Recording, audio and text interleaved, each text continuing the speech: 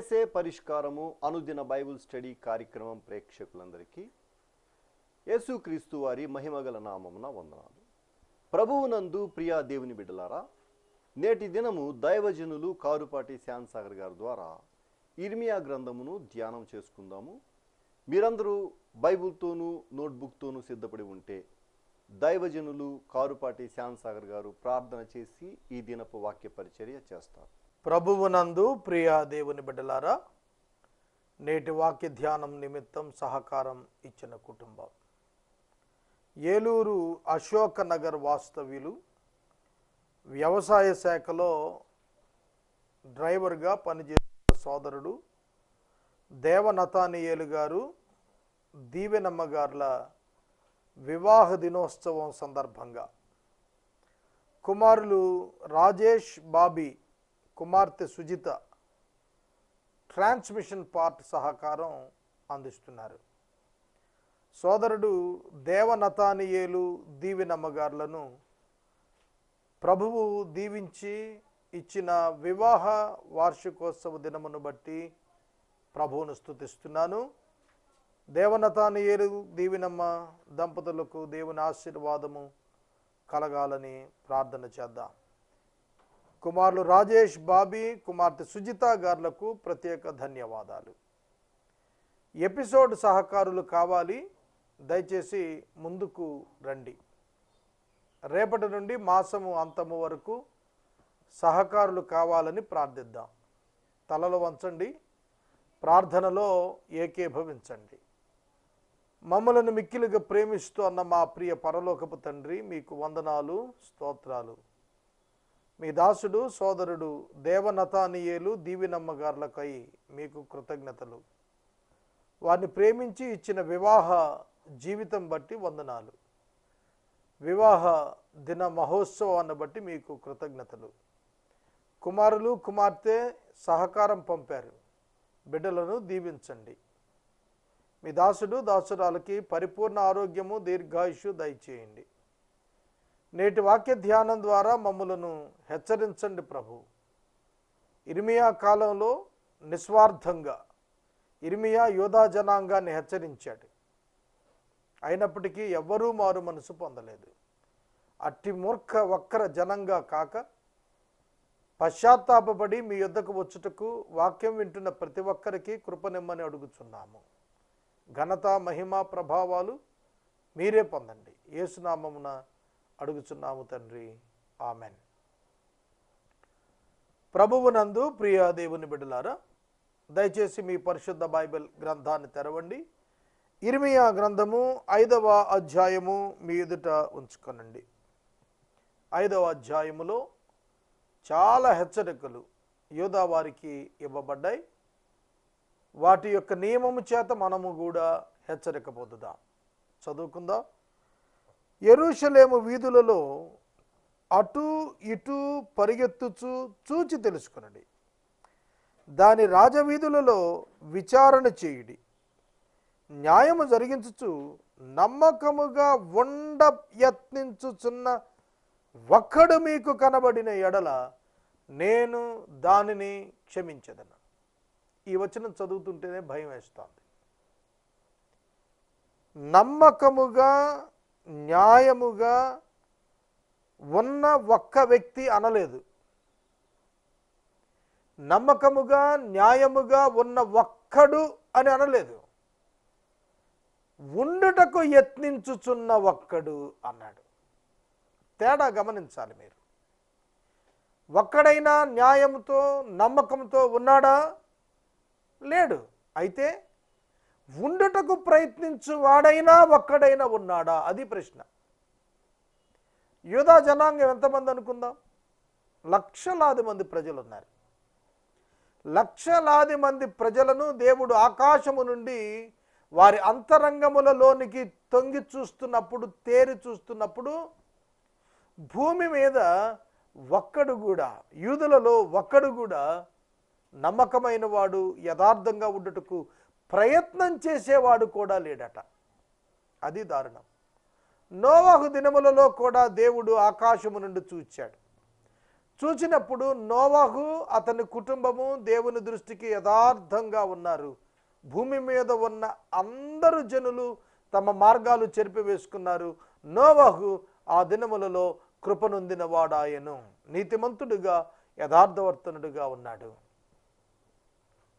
నోవహు మునుపు చూడని సంగతులను నమ్మాడు, విశ్వసించాడు.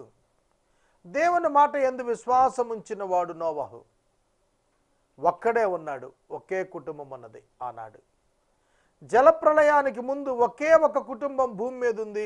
ఆ ఒక్క కుటుంబాన్ని దేవుడు ఓడలో ఉంచి రక్షించి వారి నుండి ప్రపంచ జనాభాను తీసుకుని వచ్చాడు.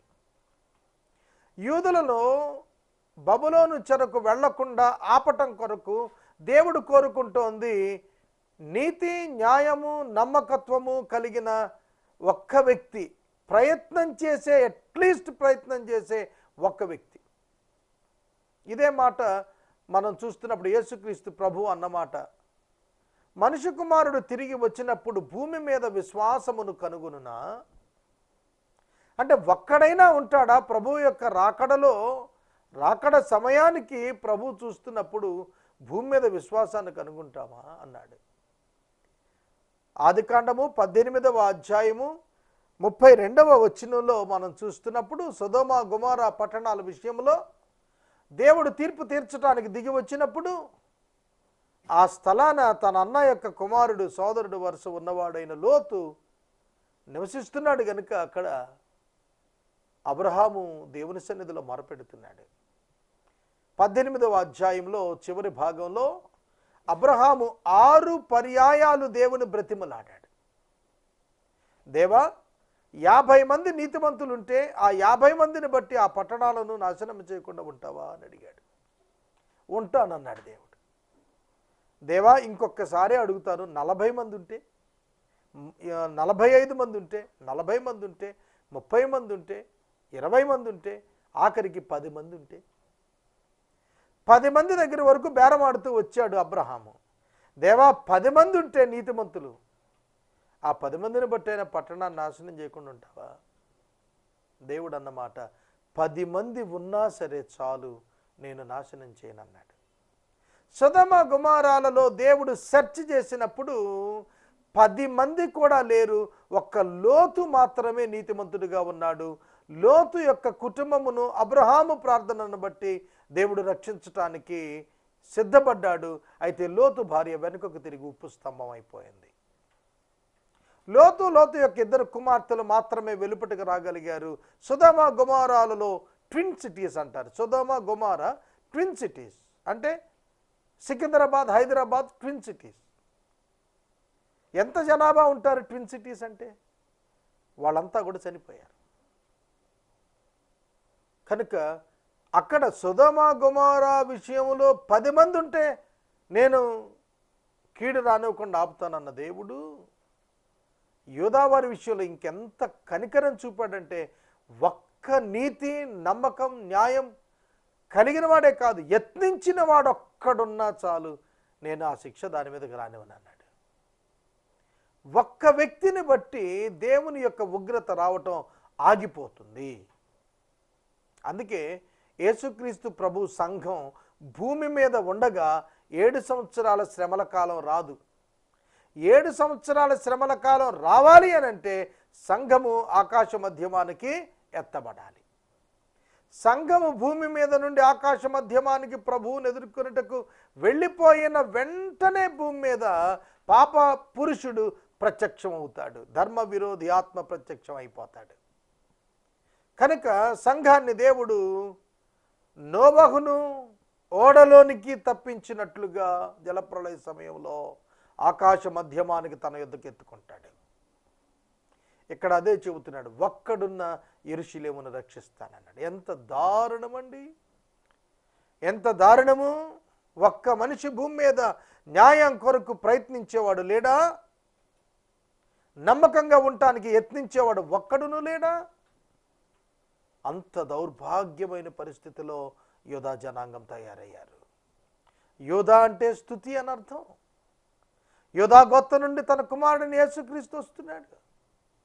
అటువంటి యూదా గోత్రంలో ఒక్క నమ్మకస్తుడు లేకపోవటం దేవునికి ఎటువంటి హార్ట్ అటాక్ తెచ్చే విషయం అంటారు. ఇది దేవుని హృదయాన్ని బ్రద్దలు చేసే అంశం కాదా ఇది? ఆలోచించండి సోదరుడా, సోదరి. దేవుని హృదయము భగ్గుమంటోంది యోదావారి ప్రవర్తనకు. యెహోవా జీవము తోడు అను మాట పలికినను వారు మోసమునకై ప్రమాణం చేస్తారు. యెహోవా జీవము తోడు అనే పదం ఒట్టు ప్రమాణం మాట్లాడుటకు యూదులు ఉపయోగించేవారు. రాజుల 2వ గ్రంథం 17వ అధ్యాయంలో తిష్బీయుడైన ఏలియా యొక్క చరిత్ర కనిపిస్తుంది. ఏలియా ఆహాబు రాజు ఎదుట నిలబడినప్పుడు చెప్పిన మాట, నేను జీవము గల దేవుని సేవకుణ్ణి. నేను ఎవని ఎదుట నిలబడ్డాను? జీవము గల దేవుని ఎదుట నిలబడ్డాను అంటున్నాడు. కనుక ప్రమాణము ఏలియా జీవము గల దేవుని పేరిట చేశాడు. అంటే యూదులు జీవము గల దేవుని పేరిట ప్రమాణం చేస్తే అబద్ధమాడరు. యేసుక్రీస్తు ప్రభు న్యాయ విచారణలు ఎదుర్కోబడుతున్నాడు. ఆయన అప్పగించబడిన రాత్రి 6 అన్యాయపు తీర్పులు జరిగాయి. అక్కడ కైప అడిగాడు, నీవు దేవుని కుమారుడువా అని అడిగాడు. యేసు మౌనంగా ఉన్నాడు. నీవు దేవుని కుమారుడువా అని అడుగుతున్నప్పుడే ఎందుకు అలా అడుగుతున్నాడు కైప అనేది యేసుకు తెలుసు. అందుకే మౌనంగా ఉన్నాడు. ఎందుకు అడుగుతున్నా అంటే యేసు చేత నేను దేవుని కుమారుణ్ణి అని అనిపించి అక్కడున్న ప్రజలను సాక్షులుగా పెట్టడానికి అడుగుతున్నాడు. అయితే కైప దేవుని పేరట నీకు ఆనపెట్టుచున్నాను అన్నప్పుడు యేసు నోరు తెరిచాడు. యెహోవా జీవము తోడనేటువంటి ప్రమాణం ఎప్పుడైతే చేయబడుతుందో అప్పుడు దేవుడు సహితం ఆనర్ చేశాడు ఆ మాటను యేసుగా. యేసు మాట్లాడాడు. దానిని ఆయనకి తెలిసిన రీతిగానే వారు తప్పుడు సాక్ష్యంగా చెప్పి ఇక సాక్షులతో మనకు పని లేదు అని మీరే సాక్షులు అని వారిని సాక్షులుగా చేశాడు. అబద్ధ సాక్షులతో ఇక పని లేదు, దొంగ సాక్ష్యాలు తేక్కర్లేదు, మీరందరూ విన్నారు కాబట్టి మీరే సాక్షులు అన్నాడు కైప. సోదరుడా, సోదరి, యెహోవా జీవము తోడనే పదం వినియోగించడానికి ఎంత ధైర్యం! జీవము తోడని ప్రమాణం చేసి అబద్ధము చెప్పటం ఎంతో ప్రమాదం. నేను మనవి చేస్తున్నాను, ఎవరైనా మిమ్మలను దేవుని పేరట ప్రమాణం చేయమంటే ఎన్నడూ చేయొద్దు. అదే దేవుడు చెప్పాడు, ప్రమాణము చేయవద్దు. అసలు ఆకాశము తోడని ఒట్టు పెట్టుకొనవద్దు, భూమి తోడని ఒట్టు పెట్టుకొనవద్దు. సోదరుడు, సోదరి, దేవుడు సహితం అబ్రహాముతో ప్రమాణము చేసినప్పుడు తనకంటే గొప్పవాడు లేడు కనుక తాను తన నామం పేరిట ప్రమాణం చేశాడన్నాడు. కనుక బైబిల్ గ్రంథం ఒట్టు పెట్టుకోవటాన్ని ప్రోత్సహించలేదు న్యూ టెస్టిమెంట్ పీరియడ్లో. ఇది మనం గుర్తుపెట్టుకోవాలి. మోసానికై ప్రమాణం చేస్తూ యెహోవా జీవంతో అంటారట. ఎంత దారుణం ఇది! దేవుని పేరును ఉపయోగించి మోసం చేయటం, దేవుని ఇన్వాల్వ్ చేస్తున్నారన్నమాట. అందులో దేవుడు ఊరుకుంటాడా? యెహోవా యథార్థత మీదనే కదా నీవు దృష్టి ఉంచుతున్నావు. నీవు వారిని కొట్టిదివి కానీ వారికి దుఃఖం కలుగలేదు, వారిని క్షీణింపజేసి ఉన్నావు కానీ శిక్షకు లోబడుకున్నారు. రాతి కంటే తమ ముఖములను కఠినంగా చేసుకున్నారు, మళ్ళుటకు సమ్మతింపరు. బైబిల్ యొక్క సందేశం ఏంటో తెలుసా? Come to me, turns towards to me. నా వైపు తిరగండి, నా యొద్దకు రండి అని దేవుడు పిలుస్తున్నాడు. ఇదే సందేశం. ఆదికాండం మొదలు ప్రకటన గ్రంథం వరకు ఏకైక సందేశం ఏంటంటే, నరులారా వెనుకకు తిరిగి రండి, మీ పాపాన్ని విడిచిపెట్టండి, దేవుణ్ణి వెంబడించండి, దేవుని యందు విశ్వాసం ఉంచండి. ఇదే పిలుపు దేవుడు ఇస్తున్నాడు బైబిల్ అంతా కూడా. ఒక్క మాటలో చెప్పాలంటే రిపెంట్ అండ్ టర్న్. పశ్చాత్తాపడండి, మారు మనసు పొందండి, తిరగండి, నా వైపుకు తిరగండి, నా యొద్దకు రండి, నన్ను వెంబడించండి. అది ప్రభు ఇస్తున్న పిలుపు. ఆనాటి ఆదాము మొదలుకొని ఈనాటి వరకు భూమి మీద ఉన్న మానవ జాతి అందరూ కూడా ఆయనను తిరస్కరిస్తూనే ఉన్నాము, ఆయనను విసర్జిస్తూనే ఉన్నాము, ఆయనను దూరంగానే ఉంచుతూ ఉన్నాము. దేవుడు పిలుస్తున్నాడు. 4వ వచనం, నేను ఇట్లనుకుంటుని, వీరు ఎన్నిక లేని వారై ఉండి యెహోవా మార్గమును తమ దేవుని న్యాయ విధిని ఎరుగక బుద్ధిహీనులై ఉన్నారు.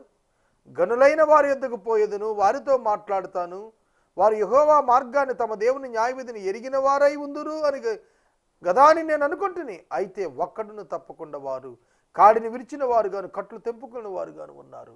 ఇర్మియా అనుకున్నాడట, నేను ఇలా అనుకుంటున్నాను, ఎన్నిక లేని వారయ్యుండి యెహోవా మార్గమును తమ దేవుని న్యాయవిధిని ఎరుగక బుద్ధిహీనులై ఉన్నటువంటి వారుగా గనులు ఉన్నారు అంటున్నాడు. గనుల యొద్దకు వెళదాం అనుకున్నాడు. గనుల యొద్దకు వెళదామనుకుంటే వారంతా కూడా ఎలా ఉన్నారట? దేవుని మార్గమును న్యాయవిధిని ఎరుగని వారుగా ఉన్నారు.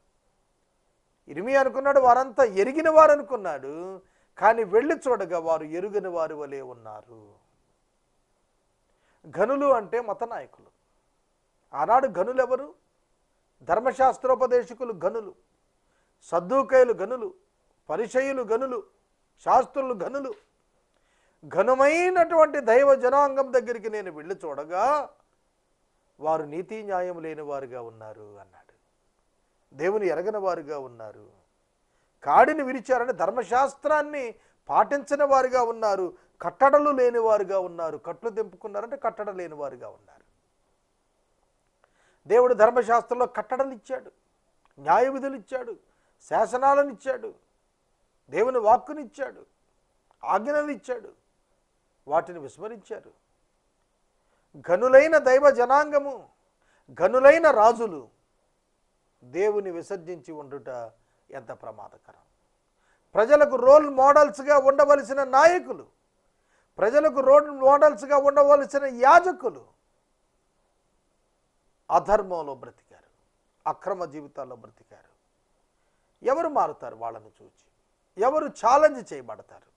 ఎవరు ప్రోత్సహించబడతారు? వారిని చూచి ఎవరూ లేరు. ఈనాడు కూడా అదే పరిస్థితి కనిపిస్తోంది అక్కడక్కడ. Right role models in the church కనబడటం లేదు. ఇతనిని నేను వెంబడించవచ్చును అన్న స్థాయిలో విశ్వాసులు, సేవకులు కనపడటం లేదు. ఆనాటి పరిస్థితిని మించిన దారుణ పరిస్థితి ఈనాడు సంఘాల మధ్యన కనిపిస్తుంది. ఎక్కడ చూచిన అక్రమం, ఎక్కడ చూచిన అన్యాయం, ఎక్కడ చూచిన హింస, ఎక్కడ చూచిన గాయపరుచుట కనిపిస్తుంది. ఆనాడు కూడా పరిస్థితి అదే. తర్వాత వచ్చిన వారు తిరుగుబాటు చేసి బహుగా విశ్వాసఘాతుకులైన కనుక అరణ్యము నుండి వచ్చిన సింహం వారిని చంపుతుంది, అడవి తోడేలు నాశనం చేస్తుంది, చిరతపులి వారి పట్టణాల మీద పొంచుంటుంది, వాటిలో నుండి బయలుదేరి ప్రతివాడు చీల్చబడతాడు. సింహము, తోడేలు, చిరతపులి.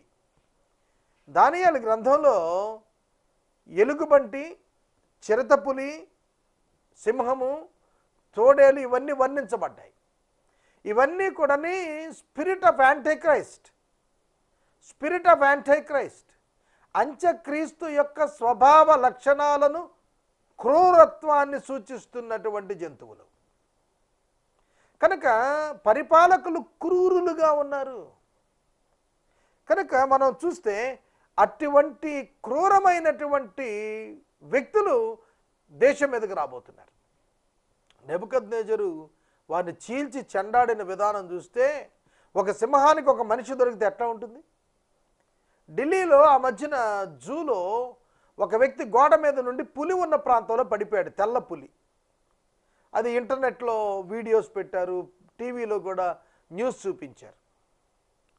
ఆ పులి ఆ వ్యక్తి దగ్గరికి వచ్చింది, ఆ వ్యక్తి దండం పెట్టాడు, దానికి అది వినలేదు. అతని మీద దాడి చేసినప్పుడు పీక పట్టుకుంది, రక్తం జుర్రింది, ఈడ్చుకుంటూ వెళ్ళిపోయింది. 40-60 కిలోల మధ్య ఉండే యవనస్తుడు అతను, యువకుడు. సింహం, పులి భూమి మీద అతను ఈడ్చుకుంటూ వెళ్ళిన దృశ్యం చూపించారు. పొదల్లోకి లాక్కెళ్ళిపోయి తినేసింది. క్రూరత్వం. క్రూరుడైనటువంటి అరణ్యములో క్రూరత్వపు జంతువులకు మాదిరిగా ఉన్నటువంటి నెబుకద్నెజరు వస్తున్నాడు. నెబుకద్నెజరు ఎంత క్రూరుడో తెలుసునా? తాను నిలిపిన విగ్రహానికి గనుక, బంగారు ప్రతిమకు గనుక ఎవడైనా నమస్కరించకపోతే అగ్నిగుండంలో వేస్తానన్నాడు. అంటే మనుషులంటే అతని దృష్టికి చీమల కంటే అల్పం. చీమలను నలిపినట్టు నలిపేస్తాడనమాట. అంత దారుణమైన వ్యక్తి రాబోతున్నాడు. నీ పిల్లలు నన్ను విడిచి దైవము కాని వాటి తోడని ప్రమాణం చేశారు. నేను వారిని తృప్తిగా పోషించినా వారు వ్యభిచారం చేస్తూ వేశ్యల ఎండల్లో గుంపులు కూడుతున్నారు. నేను ఎట్లు నిన్ను క్షమిస్తాను? చూడండి, పిల్లల పాపాన్ని గూర్చి యెరూషలేమును గద్దిస్తున్నాడు. పిల్లలు పాపం చేస్తున్నారు అంటే తల్లిదండ్రులు జవాబు చెప్పాలి. అంటే పిల్లలను పెంచుటలో వైఫల్యం చెందినటువంటి పేరెంట్షిప్ను అడుగుతున్నాడు. ఇక్కడ చాలా తేటగా చెబుతున్నాడు. నీ పిల్లలు నన్ను విడిచారు. నీ పిల్లలు అన్నాడు, నా పిల్లలు అనలేదు. యూదులను యెరూషలేము యొక్క స్థితిని పోలుస్తూ నీ పిల్లలు నన్ను విడిచారు. దైవమైన నన్ను విడిచి దైవము కాని వాటికి వారు ఏం చేశారు? ప్రమాణం చేశారు. నేను వారిని తృప్తిగా పోషించాను, అయినా కూడా వాళ్ళు వ్యభిచారం చేశారు, వేశ్యల ఇండ్లలో తిరిగారు. నేను నిన్ను ఎలా క్షమిస్తాను? ప్రశ్న, జవాబు చెప్పి తీరాలి. నిన్ను క్షమించమంటున్నావు, ఎట్లా క్షమించాలి? నీ పిల్లలు ఎలా ప్రవర్తిస్తున్నారు? నేను పోషకుండా వారు వ్యభిచారులయ్యారా? నేను వారికి ఆశీర్వాదం ఇచ్చానా? వారు వేశ్యల ఇండ్లలో గుంపులు కూడుతున్నారా? ఎంత దారుణం! భౌతిక వ్యభిచారం, ఆధ్యాత్మిక వ్యభిచారం. యూదులు వ్యభిచారం చేస్తూ వచ్చారు. అది దేవునికి ఇష్టమైంది కాదు. దేవుడు వ్యభిచరించవద్దని ఆజ్ఞ ఇచ్చాడు. అది చాలా తీవ్రమైనటువంటిది. వివాహమును అపవిత్రపరచటం. అది వ్యభిచరించుట అనేది వివాహాన్ని అపవిత్రపరచటం, దేవుని నిబంధనను కొట్టివేయటం వ్యభిచారం అనేది. దేవుడు దాన్ని ఒప్పుకోడు. అందుకే దేవుడు ఖండించాడు. బహుగా బలిసిన గుర్రాల వలె ప్రతివాడు ఇటు అటు తిరుగుచూ తన పొరుగువాని భార్య యందు సక్కిలిస్తున్నాడు అన్నాడు. పొరుగువాని భార్య విషయంలో చాలా జాగ్రత్తగా ఉండాలి. యూదులకు చాలా ఖండింపుతో కూడిన ఆజ్ఞ ఇచ్చాడు. నీ పొరుగువాని దేనిని ఆశించకూడదన్నప్పుడు భార్య అని తర్జుమైంది. 10 ఆజ్ఞలలో చివరిది నీ పొరుగువానిది దేనిని ఆశించవద్దు అన్నప్పుడు భార్య. అబ్రహాము యొక్క భార్య శారాను అబీమెలకు తీసుకెళ్ళినప్పుడు దేవుడు అబీమెలకు ప్రత్యక్షమై గద్దించాడు. దేవుడు చాలా తీవ్రమైనది గించుతాడు. పొరుగువాని భార్య యందు మీరు సక్కిలిస్తున్నారు, గుర్రముల వలె బలిసి ఉన్నారు అని అన్నాడు. అంటే ఏమిటి దాని అర్థం? ఎటువంటి జీవితాలను యూదులు కనపరిచారు? దేవుని ఆజ్ఞలు ఏమైపోయాయి? దేవుని ఆజ్ఞలు భయాన్ని పుట్టించలేదు వారికి. దేవుని ఆజ్ఞల పట్ల వారికి గౌరవం లేదు. దేవుని ఆజ్ఞల పట్ల వారికి భయభక్తులు లేవు. అందుకే వారు పొరుగువాని భార్యల పట్ల సక్కిలించుట దేవుడు చూచాడు. పొరుగువాని భార్యను పాడు చేయుటకు వారు వెనకాడిన వారు కారు. అక్రమ సంబంధం పెట్టుకున్నట్టుకు వెనుకాడిన వారు కారు. క్రైస్తవులు చాలా జాగ్రత్తగా ఉండాలి. క్రైస్తవుడు తన యొక్క పరిశుద్ధతను కాపాడుకున్నట్టులో ప్రాణమును కాపాడుకున్నట్టు కంటే ఎక్కువగా పరిశుద్ధతను కాపాడుకోవాలి. సాతానుడు శోధన కలుగు చేస్తాడు. బహుజాగ్రత్తగా ఉండాలి. క్రైస్తవ యవనస్తురాండ్రు బహుజాగ్రత్తగా ఉండాలి. చివరి దినాల్లో సాతానుడు ఎవరిని మృంగుదునా అని గర్జించు సింహాలా తిరుగుతున్నాడు. లోకము యొక్క ఆకర్షణ చేత ఆకర్షిస్తాడు. జాగ్రత్త. దేవుని వాక్యం ఒక్కటే మిమ్మల్ని హెచ్చరిక చేసి బలపరిచి బుద్ధి నేర్పి జాగ్రత్త పరిచేట్టు చేస్తుంది. దేవుని వాక్యాన్ని ఆశ్రయించటం ఎప్పుడైతే మీరు నిర్లక్ష్యం చేసి మానేస్తారో శోధనల వైపు మీరు కొట్టుకుపోతారు. జాగ్రత్త. దేవుడు వారిని ఖండిస్తున్నాడు. గుర్రముల వలె బలిసి ఉన్నారన్నాడు. గుర్రముల వలె బలిసి పొరుగువాని భార్యల యందు సకలిస్తున్నారన్నాడు. ఎలా క్షమిస్తాను నేను? దేవుడు క్షమించనని వార్నింగ్ ఇస్తున్నాడు. శిక్ష తప్పదని చెబుతున్నాడు. సోదరుడా, సోదరి, యోబు గ్రంథంలో యోబు చెప్పిన మాట, నేను నా పొరుగువాని యొక్క గుమ్మమున పొంచి ఉన్న ఎడల నా గుమ్మమున మరొకడు ప్రవేశిస్తాడన్నాడు. ఒకడు తన పొరుగువాని యొక్క భార్యకు ఆశపడితే అతని భార్య పాడైపోతుంది అని అన్నాడు. అందుకే నేను కన్యకను ఎలాగూ కన్నులతో నేను చూస్తాను, నిబంధన చేసుకున్నాను నా కన్నులతో అన్నాడు. వేరొక స్త్రీని నేను ఏ విధంగా నా కనులతో వ్యభిచారపు చూపు చూడగలుగుతాను, అలా చూడను అని అంటున్నాడు యోబు. యేసుక్రీస్తు ప్రభు కూడా చెప్పారు, ఒకడు ఒక స్త్రీని మోహపు చూపుతో చూచినప్పుడే ఆమెతో వ్యభిచరించిన వాడగును. శారీరకంగా కలియుట ద్వారా కాదు, కంటి చూపు చేత, లస్ట్ చేత, కామాతురత చేత చూచిన వెంటనే అట్టివాడు వ్యభిచరించిన వాడయ్యాడు. How can you escape? ఏ విధంగా తప్పించుకుంటావు ఇటువంటి కామాతురతో కూడిన కార్యాలను నెరవేరుస్తావు? You should be careful. మనం భయభక్తులు కలిగి ఉండాలి. అపోజిట్ సెక్స్ పట్ల బహు జాగ్రత్తగా ప్రవర్తించటం నేర్చుకోవాలి. పౌలు తిమోతితో మాట్లాడుతూ, నీ యవన కాలమును బట్టి ఎవరు అభ్యంతర పడకుండాట్లుగా చూసుకో. యవనస్తురాంటితో మాట్లాడుతున్నప్పుడు అక్కవనియు, చెల్లివనియు, తల్లివనియు మాట్లాడమన్నాడు. అదవుతుందా?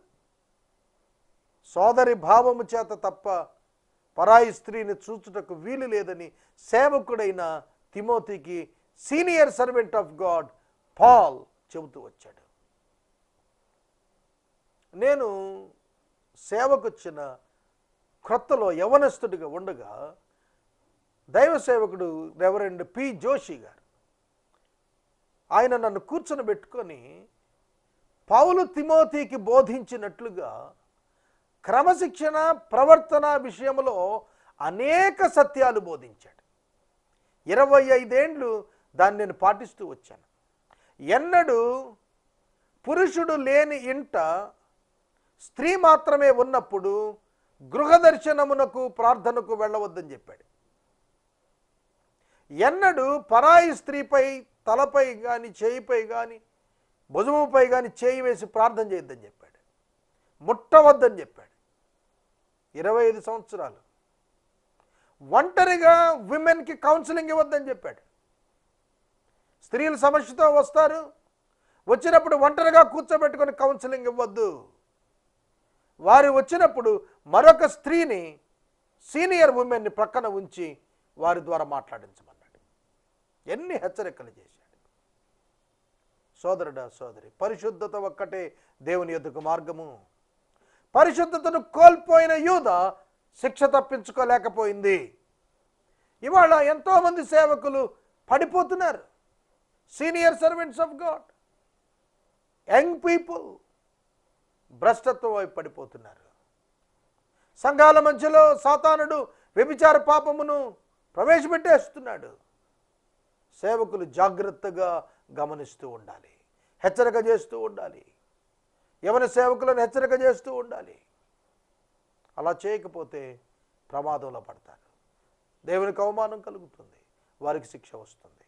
నేను ఇక్కడ వాక్యాన్ని నిలుపుదల చేస్తున్నాను. మనము ఇంతవరకు దైవ సేవకులు కారుపాటి శ్యామ్ సాగర్ గారి ద్వారా ఇర్మియా గ్రంథమును ధ్యానం చేసుకున్నాం.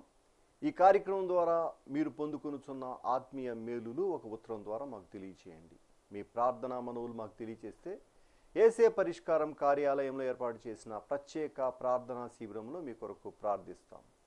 మీ కుటుంబ పక్షముగా ఒక ఎపిసోడ్ ప్రసారం చేయాలనుకునేవారు మాకు తెలియచేస్తే మా సిబ్బంది మీ గృహాలను దర్శిస్తారు. ముగింపు ప్రార్థన ఆశీర్వాదాలతో ఈ కార్యక్రమాన్ని ముగించుకుందాం. ఈ రాత్రికాలపు వాక్య భాగం కొరకు సహకారం ఇస్తున్న కుటుంబం ఏలూరు అశోకనగర్ వాస్తవ్యులు, వ్యవసాయ శాఖలో డ్రైవర్గా పనిచేస్తున్న సహోదరుడు దేవ నతానియేల్ గారు, దీవెనమ్మ గారు వివాహ దినోత్సవం ఈ దినం జరుపుకున్నారు. దీని సందర్భంగా కుమారులు రాజేష్, బాబీ, కుమార్తె సుజిత సహకారం ఇస్తున్నారు. దేవుడి కుటుంబాన్ని దీవించును గాక. ప్రార్థిద్దాం. మమ్మల్ని మిక్కిలిగా ప్రేమిస్తున్న మా తండ్రి వందనాలు. నూతన ఎపిసోడ్ సహకారాలను రేపటి నుండి మాసాంతం వరకు దయచేయండి ప్రభువా. దేవనతానియేల్, దీవెనమ్మ గారులను దీవించి వైవాహిక జీవితంలో మీరు ఇచ్చిన ఆశీర్వాదపు సంవత్సరాల కొరకు కృతజ్ఞతలు చెల్లిస్తున్నాం. దీర్ఘాయుష్తో కూడిన చక్కటి వైవాహిక జీవితం భవిష్యత్తును దయచేయండి. బిడ్డలు రాజేష్, బాబీ వారి సహోదరిని మీరు దీవించమని ప్రార్థిస్తున్నాం. బిడ్డల పక్షంగా మేలు చేయండి. యేసునామమున ప్రార్థిస్తున్నాం తండ్రి, ఆమేన్. తండ్రి అయిన దేవుని ప్రేమ, కుమారుడైన యేసయ్య కృప, పరిశుద్ధాత్మని యొక్క అన్యోన్య సహవాసము సదాకాలము మనకందరికీ తోడై ఉండును గాక. ఆమేన్.